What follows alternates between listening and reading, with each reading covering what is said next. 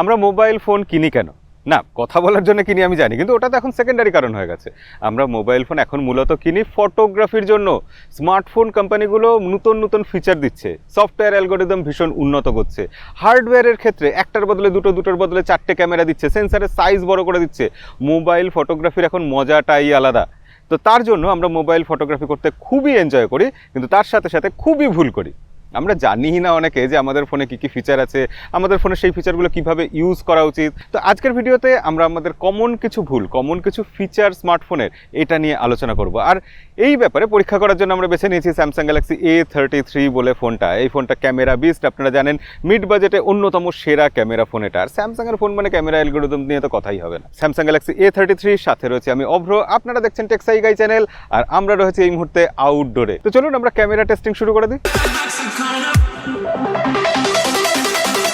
তো ভিডিওর শুরুতেই আজকে বেসিক একটা জিনিস আপনাকে বলি। আমরা যখন মোবাইল ফটোগ্রাফি করতে যাই তখন সব থেকে আগে যে ভুলটা করি সেটা হচ্ছে আমাদের ফোনের যে অ্যাসপেক্ট রেশিও আছে। হ্যাঁ, আপনি ক্যামেরা অ্যাপ্লিকেশনটা খুললে দেখবেন তার ঠিক ওপর দিকে অ্যাসপেক্ট রেশিও লেখা আছে। সেটা কিভাবে লেখা থাকে দেখবেন 16:9, 3:4 বা 4:3, 1:1 এইভাবে লেখা থাকে।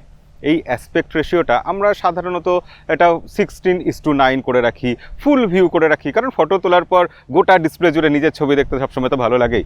মানে নিজের ছবি, নিজের বাচ্চা আর অন্যের বউ সবসময় ভালো লাগে তো সবার। কিন্তু এখানে সমস্যা কি হয়, আমি উদাহরণ হিসাবে এই স্যামসাং গ্যালাক্সি A33 ফোনটার কথাই বলবো। এখানে প্রাইমারি সেন্সার 48 মেগাপিক্সেল আছে। এক্ষেত্রে আমরা আমাদের ক্যামেরাতে যখন 3:4 অ্যাসপেক্ট রেশিওটা সেট করে রাখি তখনই আমরা আমাদের ক্যামেরার পুরোপুরি আউটপুটটা নিতে পারি। না হলে আপনি ছবি তুলবেন, বলবেন মুখের ওপর ডিটেলস নেই, ব্যাকগ্রাউন্ডে ডিটেলস নেই, ওখানে নদী দেখা যাচ্ছে সেখানে ডিটেলসের অভাব, এই সব বলে আমরা ফোন কোম্পানিকে গালমন্দ করি। কিন্তু আসলে আমরা সেটিংয়ের এই জায়গাটাতেই ভুল করি। আচ্ছা, বলার ফ্লো এসে গেছে, যেখানে দ্বিতীয় পয়েন্টটাও বলে নিই। এই 48 মেগাপিক্সেলের কথা যেটা বলছিলাম না, পিক্সেল বিনিং, আপনারা সবাই এই ব্যাপারে পণ্ডিত আমি জানি, কিন্তু এই 12 মেগাপিক্সেলকে যখন আমরা পিক্সেল বিনিং করি তখন যেটা হয়, তখন পিক্সেলের সাইজগুলো ছোট হয়ে যায়। 48 মেগাপিক্সেলের মধ্যে ছোট ছোট 48টা ধরুন পিক্সেল আছে, আর 12 মেগাপিক্সেলের মধ্যে একটু বড় বড় 12টা পিক্সেল আছে। তো এই 48 মেগাপিক্সেল যখন ছবি তুলছে তখন সে প্রতিটা পিক্সেল সে আলো কম ধরে রাখতে পারছে, যার জন্য ছবিতে ডিটেলস বেশি হলেও লাইট তুলনামূলক কম থাকে।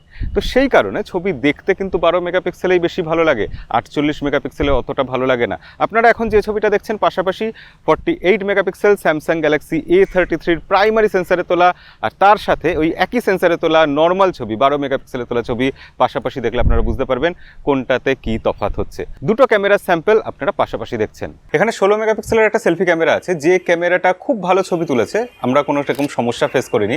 একটু কালার বুস্ট করে দিচ্ছে, যেরকম সোশ্যাল মিডিয়াতে রেডি ফটো হলে যেটা দেখতে ভালো লাগে ঠিক সেরকমই হচ্ছে। এছাড়া স্কিন টোন ঠিকঠাক আছে, আর ডাইনামিক রেঞ্জের ক্ষেত্রে আমি বলবো মোটামুটি ভালোই ম্যানেজ করেছে। পুরোটা সাদা হয়ে যাচ্ছে ব্যাকগ্রাউন্ড এরকম একেবারেই নয়। কিন্তু স্যামসাং এখানে একটা স্পেশাল জিনিস দিয়েছে, ফ্রন্ট ক্যামেরা দিয়েই 4K-তে ভিডিও রেকর্ড করার সুযোগ দিয়েছে, যেটা আজকালকার দিনে এই প্রাইস সেগমেন্টের বেশিরভাগ ফোনেই দিচ্ছে না। এটা অবশ্যই একটা বড় সড়ো উল্লেখযোগ্য ব্যাপার হয়। তবে আপনাকে আমি অনুরোধ করব, এটা আপনাদের জন্য একটা টিপস বলতে পারেন, যে 4K-তে ভিডিও রেকর্ড না করাই ভালো। 4K-তে ভিডিও রেকর্ড করলে সেটা সামনের ক্যামেরা হোক বা পিছনের ক্যামেরা, ফাইলের সাইজ তো এমনিতে অনেক বড় হয়ে যায়। হ্যাঁ, আমি মানছি ডিটেলস প্রচুর থাকে, কিন্তু ভিডিওর কোয়ালিটি, স্টেবিলাইজেশন সেটা কিন্তু 1080pর মতো হয় না। এবং এটা তো ছেড়েই দিন, আমি আপনাকে আরও একটা সাজেশন দেবো। 1080pতেই আমরা যখন ভিডিও রেকর্ড করতে যাই, 1080p 60 fps আর 1080p 30 fps, এই দুরকম ফুটেজের মধ্যে আপনার সবসময় বেছে নেওয়া উচিত 1080p 30 fps এর ভিডিও, কারণ তার কোয়ালিটি বেটার হয়। আপনি কখন 1080p 60 fps এর ভিডিও তুলবেন? যখন আপনি ভাববেন ভিডিওটা তোলার পর এটা পরে স্লো মোশনে আমি কোনো কাজে ইউজ করব বা স্লো মোশনে চালাবো। এখানে আরও দুটো ক্যামেরা রয়েছে, একটা 5 মেগাপিক্সেলের ম্যাক্রো লেন্স, যেটা ঠিকঠাক ছবি তুলেছে। স্যামসাংয়ের 5 মেগাপিক্সেল বরাবরই ভালো ছবি তোলে, বিশেষ করে ম্যাক্রো লেন্সের ক্ষেত্রে। আর 2 মেগাপিক্সেলের একটা ডেপথ সেন্সর রয়েছে, সেটা নিয়ে আলোচনা করে কোনো লাভ নেই। এই ছবিটা তোলা আলট্রা ওয়াইড অ্যাঙ্গেল লেন্সে, তারপর আমরা শিফট করে গেলাম 1x জুম বা নর্মাল লেন্সে, তারপর আমরা এটা 2x ডিজিটাল জুমে দেখলাম কেমন হয়, আর এটা 4x বা ম্যাক্সিমাম জুমে। আর এবার ছবিগুলো দেখে বোঝা যাচ্ছে ডাইনামিক রেঞ্জ কত ভালো ম্যানেজ করেছে। সূর্যাস্তের সময় সূর্যটাও বোঝা যাচ্ছে। এখানে আলট্রা ওয়াইড অ্যাঙ্গেল লেন্স আর নর্মাল লেন্সে তোলা ছবি পাশাপাশি রাখলে আমরা তফাৎ বুঝতে পাচ্ছি। আর এই ছবিটাতে আপনারা দেখুন যে কেমনভাবে ফুলের কালারটা বুস্ট হয়ে গেছে। স্লো মোশনে তোলা ভিডিও, স্লো মোশনে ভিডিও তুলতে গেলে সবসময় আমাদের উচিত যেখানে অনেক আলো আছে সেই রকম জায়গায় ভিডিও তোলা। এই সময় সূর্য অস্ত যেতে বসেছে, আলো কম আছে, তাই জন্য এই স্লো মোশন ভিডিওর কোয়ালিটি দেখুন। আর এরপর আমরা দেখাচ্ছি যে যখন আলো বেশি আছে তখন স্লো মোশন ভিডিওর কোয়ালিটি কীরকম। এখানে সিঙ্গেল টেক বলে একটা ফিচার আছে, যেটা অন্যান্য ফোনে সাধারণত বাস্ট মোড বলে একটা ফিচার থাকে। আমরা যখন কোনো ছবি তুলি, নর্মালি আমরা পোজ দিয়ে ছবি তুলছি, সেটা দেখতে অতটা ভালো লাগে না, কিন্তু বাস্ট মোডে ছবি তুললে সেটা লাইভ ছবির মতো ব্যাপারটা হয়।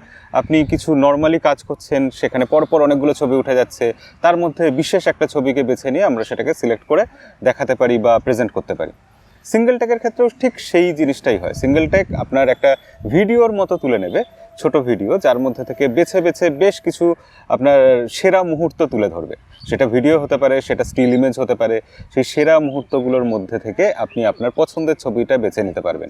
এখানে ক্যাচটা এটাই যে এই সেরা মুহূর্তগুলো কিন্তু আর্টিফিশিয়াল ইন্টেলিজেন্স বেছে নেবে, যার ফলে আমরা দেখেছি ম্যাক্সিমাম ক্ষেত্রে, অন্তত স্যামসাংয়ের ফোনের ক্ষেত্রে এখানে সবসময় ভালো রেজাল্টই পাওয়া যায়। অন্তত 5টার মধ্যে 3টে ভালো ছবি, ভালো মুহূর্তে এটা ধরে নিতে পারে, যার ফলে আমাদের পক্ষে খুবই সুবিধা হয়।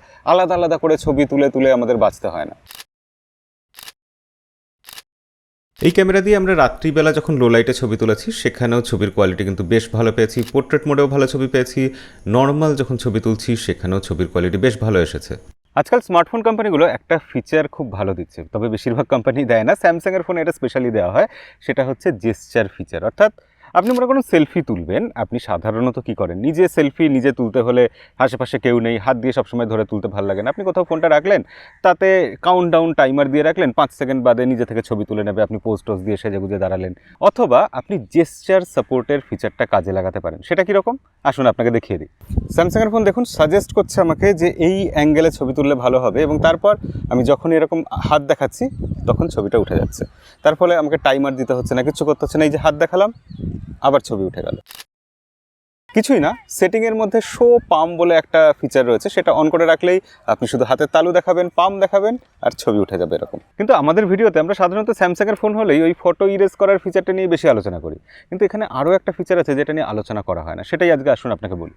এখানে ফটো রিমাস্টার করার ফিচার রয়েছে। অর্থাৎ আপনার কোনো পুরনো ছবি রয়েছে বা আপনি কোনো ছবি তুললেন, সেটা ভালো আসলো না কোনো কারণে, তো আপনি সেই ফটোটা এখানে এডিট অপশানের মধ্যে গিয়ে রিমাস্টার করতে পারবেন, যার ফলে ছবির কোয়ালিটি আরও বেটার হয়ে যাবে, আরও ডিটেলস বেশি পাবেন, আরও ক্রিস্পি লাগবে, আরও সুন্দর লাগবে ফটোটা দেখতে। সেলফি ইমেজ তোলার জন্য এখানে আরও একটা খুব ভালো সুবিধা দেওয়া হয়েছে। মনে করুন আমি এখন তো একা আছি, তাই এখানে একজনের ছবি দেখা যাচ্ছে, আমি পাম জেস্চার দিয়ে এখানে ছবি তুলে নেবো, এসব তো আছেই।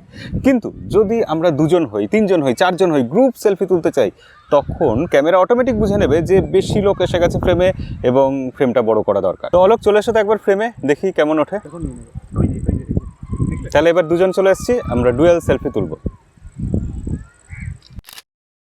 OIS বা অপটিক্যাল ইমেজ স্টেবিলাইজেশন দেখতে পাচ্ছি, সেটা কীরকম কোয়ালিটি আপনারা বুঝতে পারবেন। সন্ধ্যা এখন হয়নি, অন্ধকার হয়ে গেছে, আমরা এবার বাড়ি যাব, ভিডিও এখানেই শেষ করব। দেখা হবে পরের কোনো ভিডিওতে। আজকের মতো বিদায়।